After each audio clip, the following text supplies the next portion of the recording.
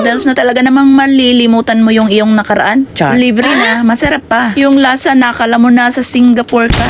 Libre na nga, libre service pa. Ano pa hinihintay nyo? Tawagan nyo na ako. Basta wala kayong kasama, alam nyo na. Nandito lang naman ako, laging ready. Lalo na kung libre ay for the go.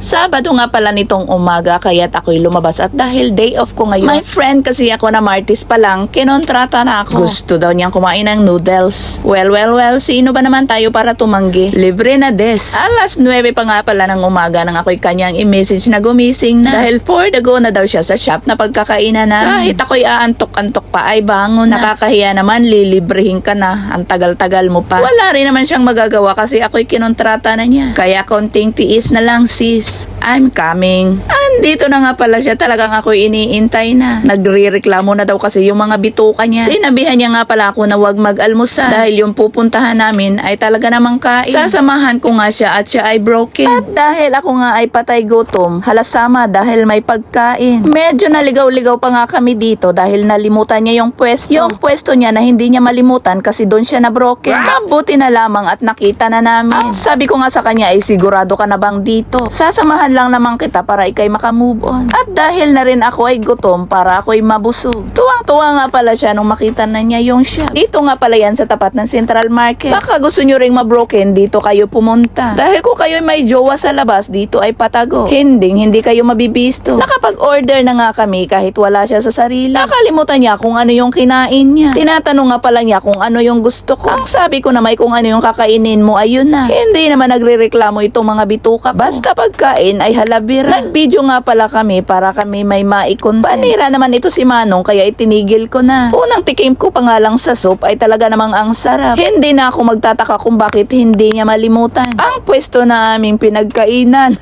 Sadya ba kaming babae o kami parang babae lang? Tignan nyo naman yung one bowl ng soup namin. Bunso ng palanggana. Ako nga pala ay patay gutom pero parang tiyan ko'y nagre-reklamo na. Hindi na kasi ako mahilig sa karne. Pero mahilig ako sa mga bebe. Charot. Happy nga pala siya kasi siya ay nakakain. Hindi ko nga pala maubos-ubos dahil sa lak. Pero kita nyo naman yung tiyan ko, busog na. Kaya for the go na kami walking. Nadaanan ko nga pala itong cake shop na pukhang masarap pero mura. Makapaghanap nga na mag-i-sponsor. Ngayon ko lang ito nakita kaya parang gusto kong tikman. Pwede naman kaming bumili kaya lang kami busog. Dahil kami busog na for the go na kami sa aking appointment. Dito yan sa Kuntong. Pero dahil mabagal ako lumakad, kami ay nahuli. Day lang pala pag Sabado yung office na yun. At dahil nga wala kaming mapuntahan ay naisipan naming uminom. Tamang-tama naman at kami mga uhaw dahil kami galing sa init. Ngayon ko lang pala nalaman na itong friend kong broken marunong kumanta. Sa tagal kasi naming naging magkaibigan, hindi ko siya narinig na kumanta. Matagal na kaming magkaibigan pero hindi naman kami laging nagsasama. Kaya ngayon wala siyang choice kasi Sabado, walang ibang day off kundi ako. Nag-request nga pala siya dyan ng Woman in Love. Akala ko naman ako ang pakakantahin ay siya pala. Kunwari lang naman ako nagsiselfon pero pinakikinggan ko siya. Aba, may boss, si Sista. Sige lang, kanta ka lang, lilipas din yan.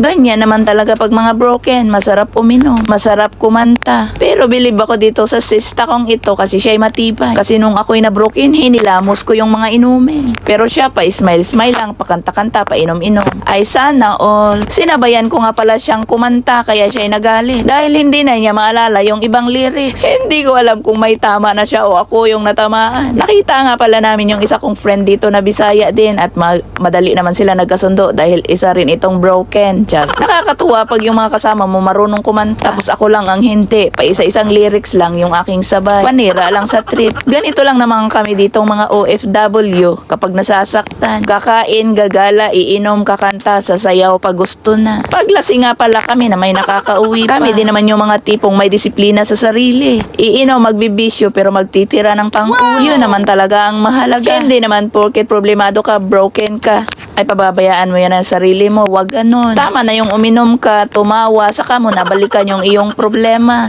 At least naalala mo siya, nakainom ka na, takatawa ka pa. Wala naman kasi kaming ibang matambayan today. Pag Sabado kasi, konti lang yung nagdi-day off. Sakto lang na kaming dalawa ay nagkasabay dahil pareho kaming alternate ang day off. Tama na lang naman yung trip namin na iinom ng konti at pakanta-kanta. Hindi na kami bata para magngangawa. Sino baka naman kasi kayo para aming iyakan? Lalo na ako pag magpagkain lang, limot ko na sino ba siya. Hindi na kasi mahalaga sa akin yung gugma-gugma. Tatawanan ko na lang yan. Kaya yun ang kwento ko sa kanya. Natapos yung day off namin ang masaya. Di ko ipipilit sa'yo